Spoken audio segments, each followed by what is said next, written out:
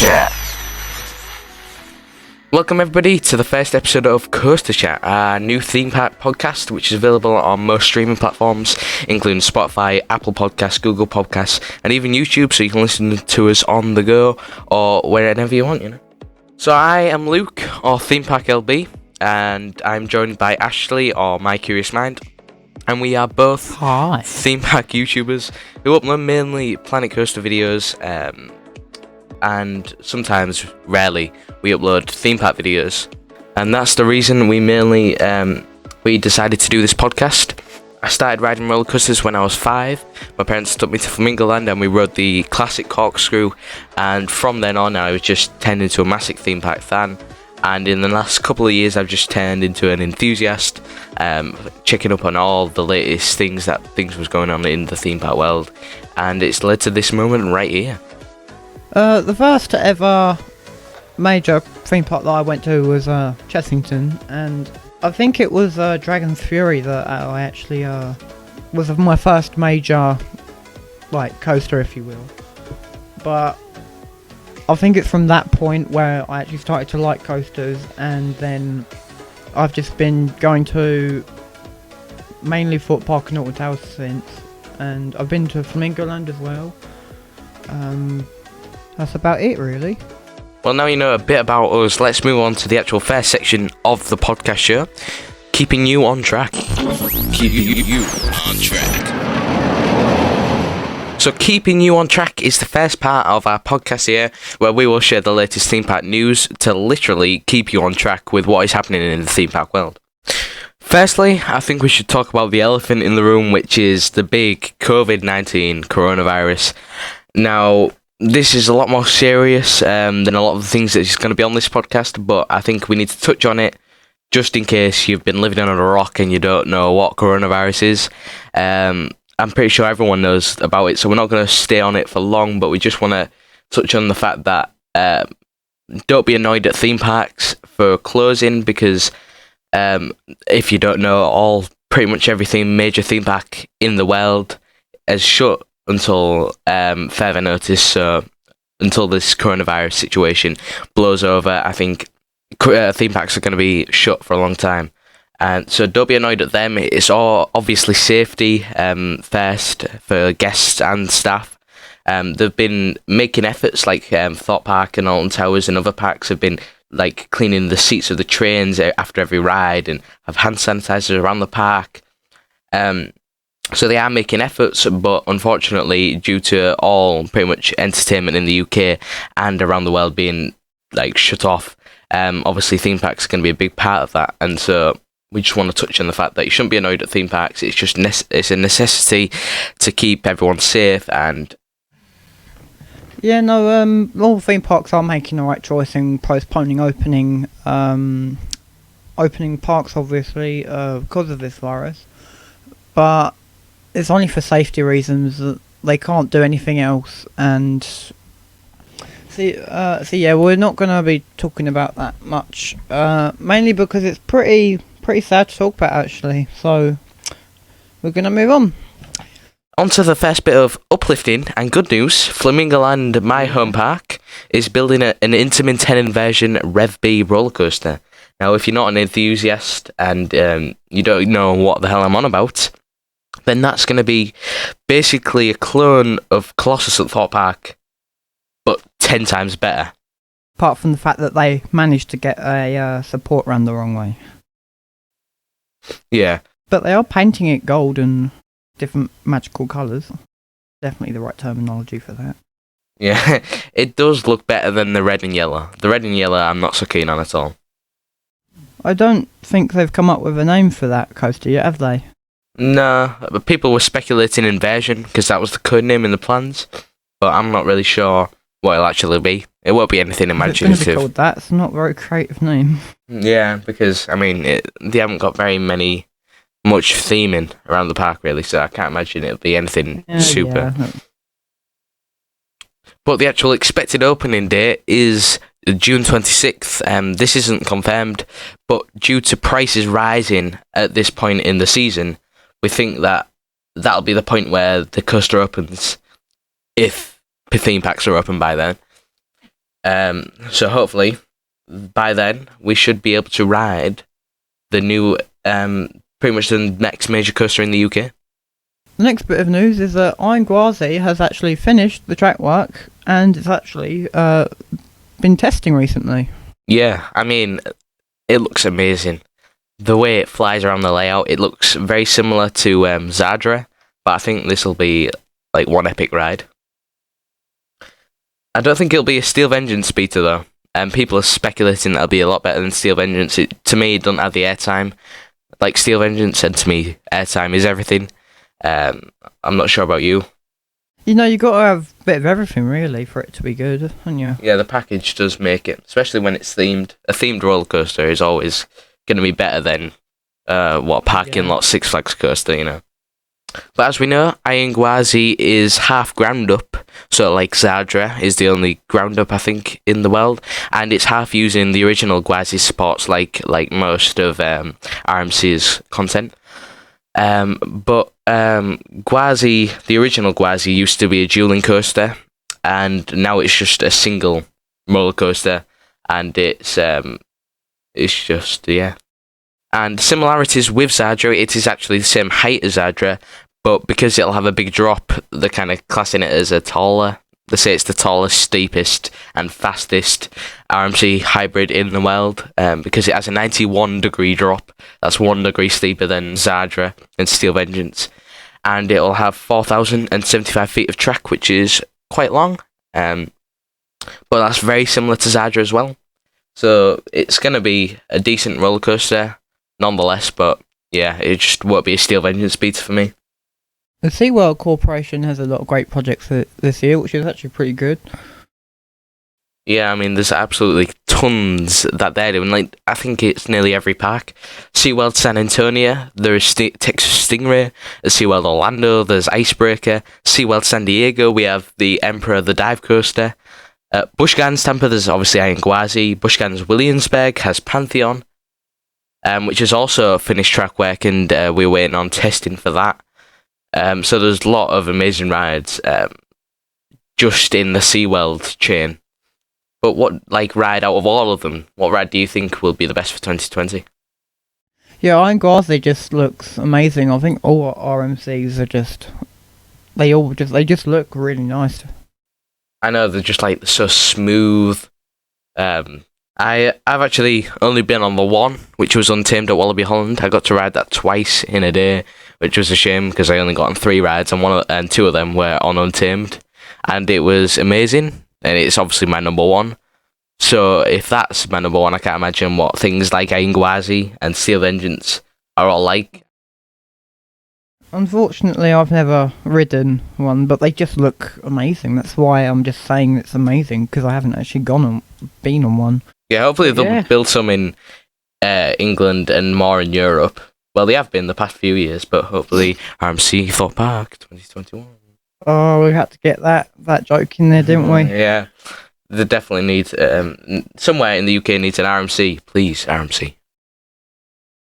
Another exciting piece of news is that Energylandia in Poland is getting in another entirely themed area for this spring or whenever theme parks open, which is amazing, as literally only last year they opened another themed area, which was the area with Zadra, the big RMC ground up, and now this year they're getting a large scale Shockwave model by Vekoma, which is basically a multi-launch roller coaster, which looks really intense. It looks like it has some good airtime.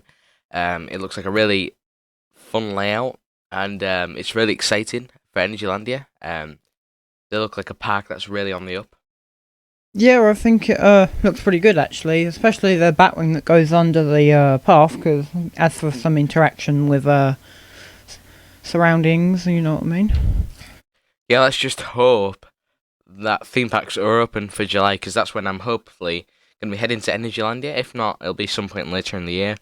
But this ride looks like, people are saying it looks a bit underwhelming. People are saying that it doesn't look as good as, Zadra and other things. But I seriously think, with the airtime and the intenseness, I think I'm going to come off this ride saying it's top 5 or something, because it does look really good.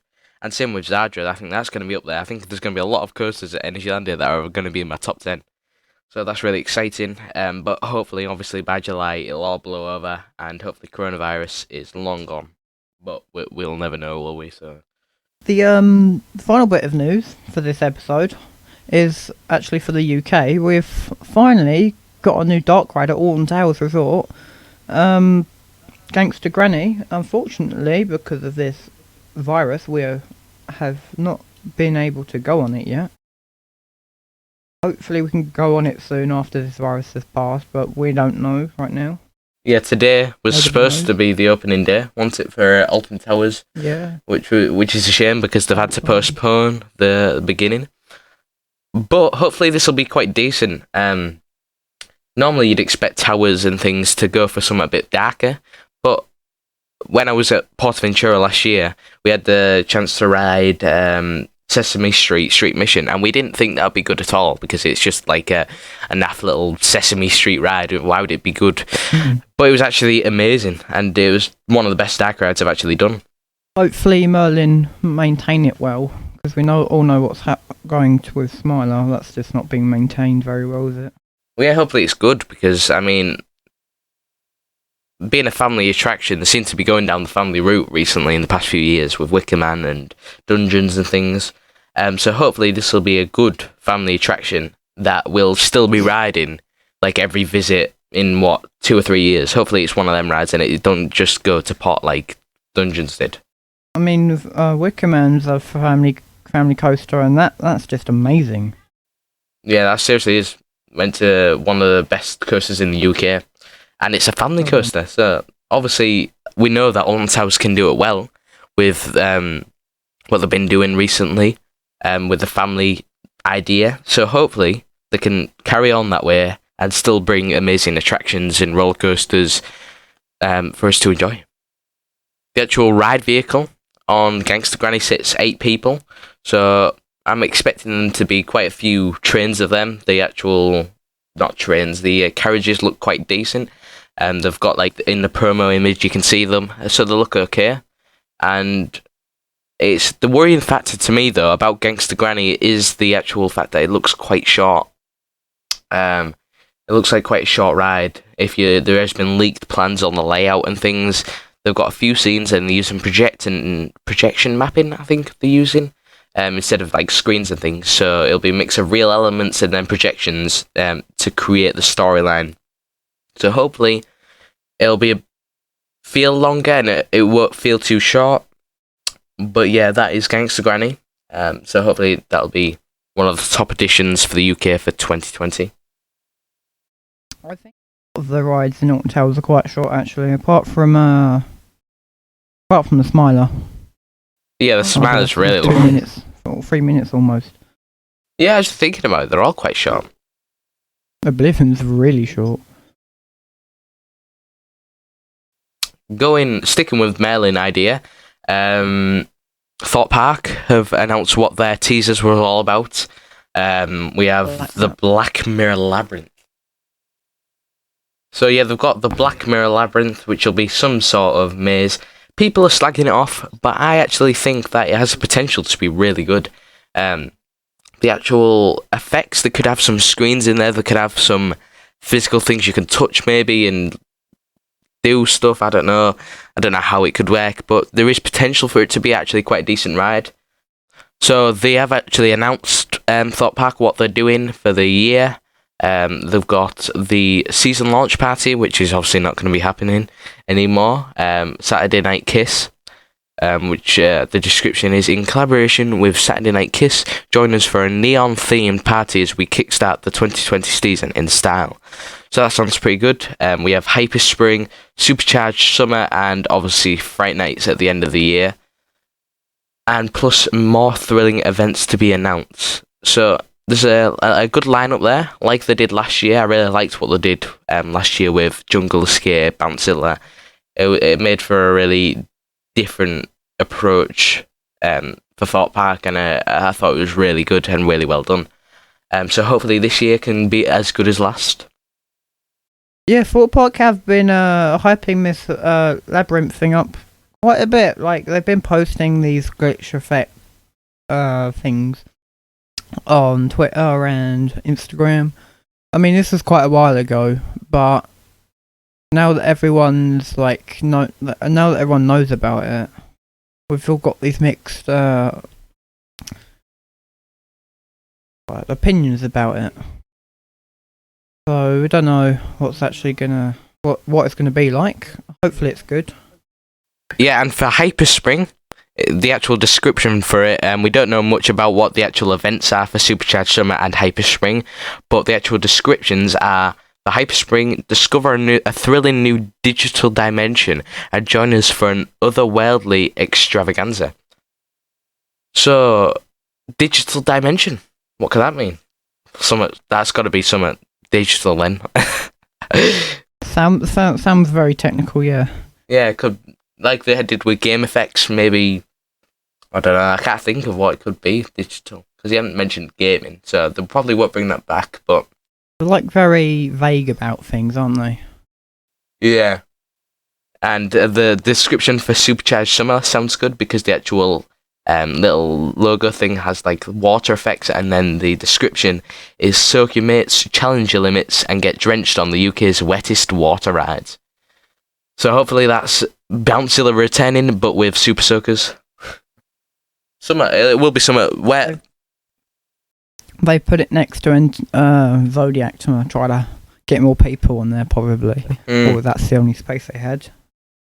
I can expect it to be very fun down there in the summer, like it was last year. But right, so on to our next section, which, believe it or not, is to do with Planet Coaster. We thought that we should add in a section just to show off some of the greatest creations of the month. So, top creations of the month is where me and Ashley go into the Steam Workshop and choose a few different Planet Coaster creations that we think have been the best of the month, and just review them, talk about them, to shine a light on the Planet Coaster community. Because if you are an enthusiast yourself, you will, and you don't really play Planet Coaster or watch videos on it, then hopefully, we're persuading you to go and have a look at some of the creations, because it's a very good community, and there's lots of people that put hours upon hours of work. Yeah, and some of these creations don't even get noticed, which hopefully this podcast can help show these creations to more of the community. So the first creation which we want to highlight is, obviously, if you're not in the Planet Coaster community, then surely you would have heard about this already, but it's Smiler recreation by Lokin, and the amount of detail he has put into this thing is incredible. He's done so many custom Theme Maker's Toolkit items, that's unbelievable. I wouldn't have the patience for that, but I think it's 100k pieces he's used. If you watched his showcase video, the cinematics are brilliant. So, what do you think about it, Luke? I actually think it's amazing. It's absolutely fantastic, the amount of effort you put into it. You can really see, like, it's just like you're walking around the actual ride itself when you're in there. Yeah, the actual showcase video itself was just like, it's like real life or something. It was seriously incredible, and the actual coaster itself, you look at it and it just looks exactly the same. The indoor bit, everything is spot on. From the soundtrack, everything is just perfect. So it definitely deserves to be on here. And yeah, the next Planet Coaster creation that we've actually got here is called Planco Illumination. And it's Disney Illumination inspired by the fireworks show at Disneyland Paris. And this is built by Saya Yensid. I'm not sure if I'm pronouncing that right. But what they've done is they've recreated Disneyland Paris's castle. And they've created the Disney Illumination fireworks and light show in its entirety in Planet Coaster. And it's fantastic. The way they've done the entire thing, like with the music and the lights, and it all syncs up, and all the different sections. It must have taken absolutely ages to create, so I think this is definitely one of the best creations and deserves a lot more recognition than it normally would. Like something like the Smiley gets quite a lot of recognition because it's a popular YouTuber that lots of people like, whereas something like this, it's a little bit smaller, and I just think it is absolutely fantastic. Another creation, which has recently been uploaded, is Isla Nepali. Rudy has finally finished it. It looks amazing. I mean, the amount of detail, well, forget the detail, the amount of realism that is there is quite amazing, actually. You've got things like solar panels, how everything's powered. You've even got things like, because it's in a tropical location, he's obviously put like things like ceiling fans everywhere, and he's thought of those things, which is just mind-blowing to see how realistic you can get Planet Coaster to be. It's quite amazing if you think about it. But yeah, that's Isla Nepali by Rudy.